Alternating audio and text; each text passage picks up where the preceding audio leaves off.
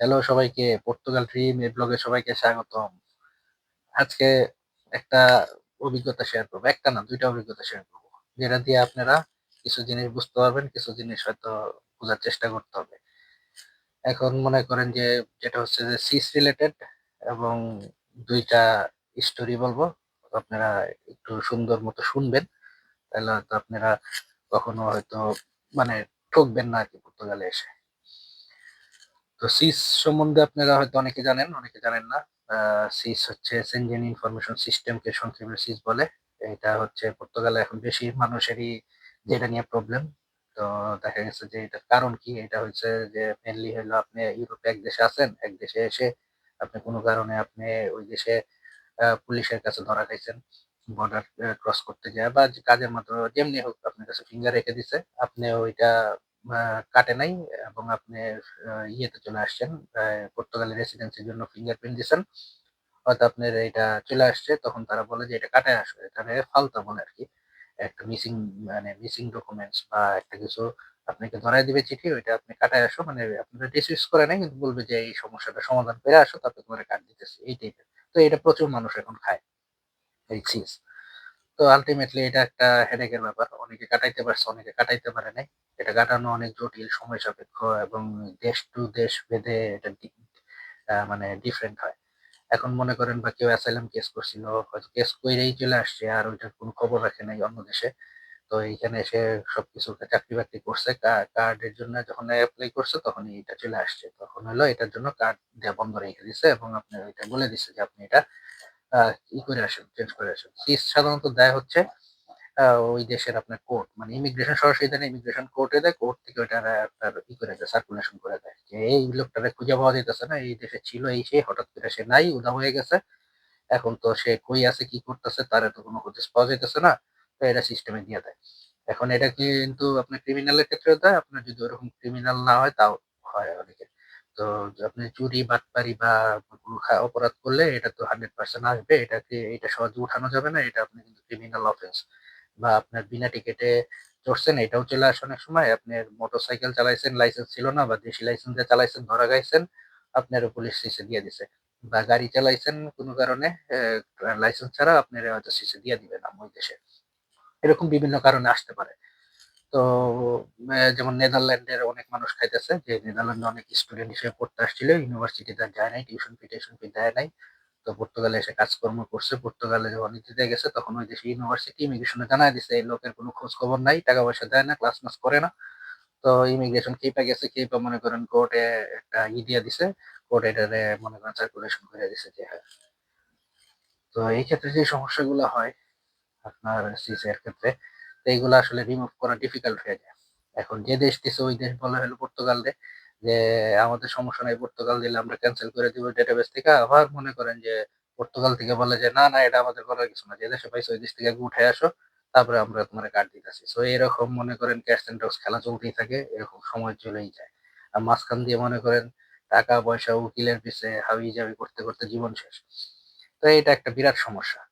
তো এই কারণেই বলি যে মনে করেন ইউরোপে এসে লাভ-জাপ করার আগে একটু খেয়াল বা হিসাব করে করা উচিত। তো এইসব সমস্যা কিন্তু পড়ে, অনেকেই পড়ে। পর্তুগালে অলরেডি পড়তেছে। তো এইটা রিমুভ করা কিছুটা ডিফিকাল্ট হয়ে যায়। তো এখন আসি গল্পে। মানে এটা আমি বেসিক একটা ধারণা দিলাম সেই সম্বন্ধে যারা জানেন না তাদের যে এটা কি কাহিনী, কিভাবে কি হয় এই ব্যাপারে। তো যেটা হইছে যে বছরখানেক আগে আমি মোটামুটি পরিচিত একজন চিনতাম। মোটামুটি সে বুদ্ধিমান মানুষ। তো সে এরকম কথায় কথা বলতেছে, "আমার সিস আছে কিনা এটা তো আসলে চেক করা দরকার। কিভাবে করা যায়?" সো আমি আসলে আরেকজনের মাধ্যমে জানছিলাম, হ্যাঁ, সিস চেক করা যায়। এর একটা ফর্ম আছে। এটা কিছুই লাগে না। এই ফর্মটা ফিল আপ কইরা এখানে একটা ওই অ্যাড্রেসই দেয়া থাকে। অ্যাড্রেসে আপনার ডিটেইলস কি, কি দিতে হবে, পাসপোর্টের কপি, তারপরে আরো ডিটেইলস দিয়ে ওটা সেন্ড করলে তো আপনাকে ওরা রিপ্লাই দেয় যে আপনার নামে কোনো সিস আছে কিনা। আর যদি থাকে তাইলে আরেকটা ফর্ম আছে ওইটাও আবার ফিল আপ করে কি কারণে আছে এবং কি কারণে উঠাইতে চায় এটা ডিটেইলস লিখে-টিখে ফিল আপ করে আবার পাঠাইলে এটা তারা একটা কনসিডারেশন এ নেয়। অনেক সময় উঠায়, অনেক সময় উঠায় না বা যে প্রসেস হচ্ছে এইটা আরকি।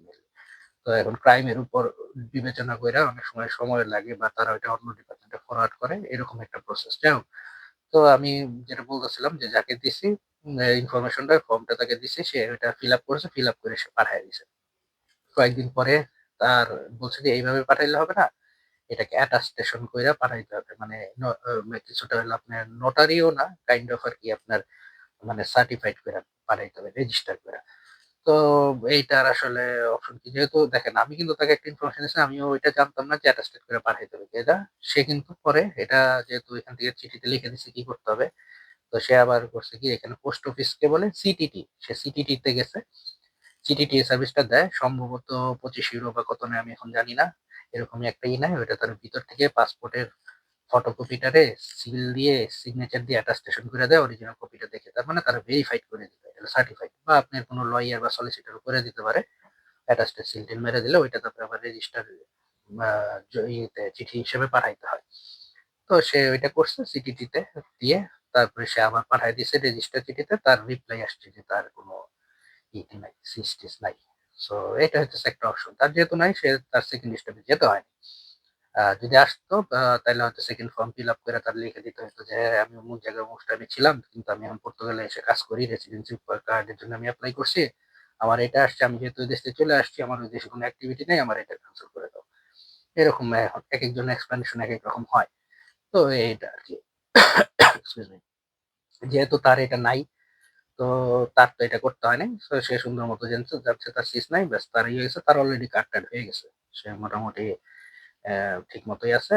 এই যে দেখেন তার কাছ থেকেও কিন্তু আমি একটা জিনিস জানতে পারছি। তারে আমি একটা জিনিস জানাইছি। সেও আমাকে বলল যে, "হ্যাঁ ভাই প্রসেস ঠিক আছে কিন্তু এরকম করেছে যে অ্যাটাস্টেশন করে দিতে হবে।" সো সুন্দর একটা ওয়ে। আমরা টু ওয়ে কমিউনিকেশন এর মধ্যে পড়লাম যে আমরা একটা ভালো কিছু জানলাম। তো যাই হোক এখন আসি সেকেন্ড গল্পে। সেম আরেকজনের সেরকম আ সে একটু লিসবনের বাইরে থাকে। সেও একদিন এরকম বলল হ্যান-ত্যান হাবি-জাবি সিসের সমস্যা নিয়ে চিন্তিত। ওকে ফাইন ভালো কথা। আমিও তারে ফর্ম ২ টাই দিয়ে দিলাম। আমি বললাম যে, "এটা আগে পাঠান এই কাহিনী।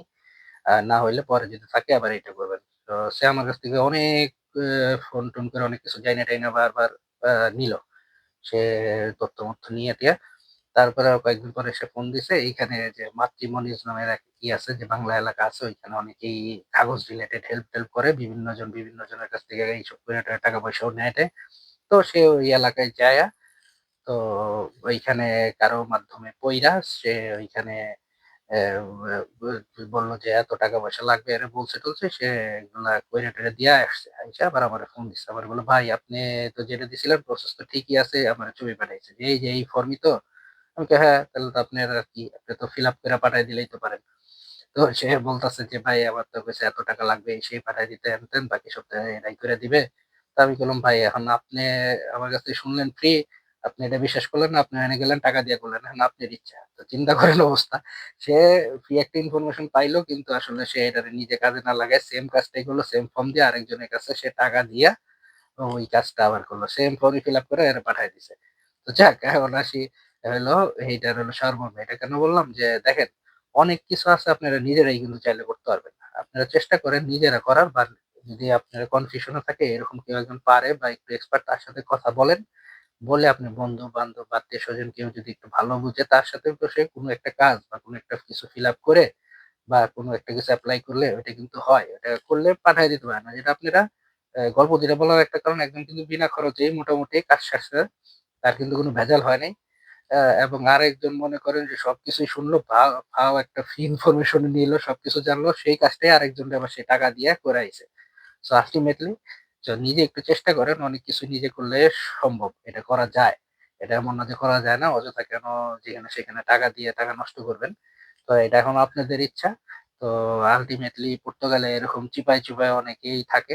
এদিক সেদিক করে আপনার কাছ থেকে টাকা নিবে। পর্তুগিজ যেরকম আপনার পকেটে এদিক সেদিক করে মনে করেন যে আপনার সব এই যে ইনকামের টাকা পয়সা নেয়। এ মানে বিভিন্ন আইন কানুন দেখায়া আর আপনারাও যেভাবে দেন এরকম বিভিন্ন জায়গায় এরকম হবে। সো একটু নিজে যদি কোন কিছু করার চেষ্টা করতে পারেন, এইটা আমার কাছে মনে হয় বেটার। সো এই কারণে আমি ২ টা গল্প শেয়ার করলাম যাতে আপনাদের আ কোন কারণে কোনখানে না বাজেন বা অন্তত চেষ্টাটা কইরা আপনারা যাতে পার পেতে পারেন এবং নিজে না পারলেও যেটা বললাম, কেউ একজন ভালো পারে আত্মীয়স্বজন, বন্ধু-বান্ধবের মধ্যে তার সহযোগিতা নেন। তারা হয়তো বলেন, "ভাই আমারে সেইটা একটু বইলা দাও কেমনে কি?" তো আল্টিমেটলি আসলে এইগুলা নিজেরাই সলভ করতে পারবেন। তো এই তো আজ এই পর্যন্তই অভিজ্ঞতাগুলা শেয়ার করলাম। ভালো থাকবেন। তো নেক্সট ব্লগে কথা হবে।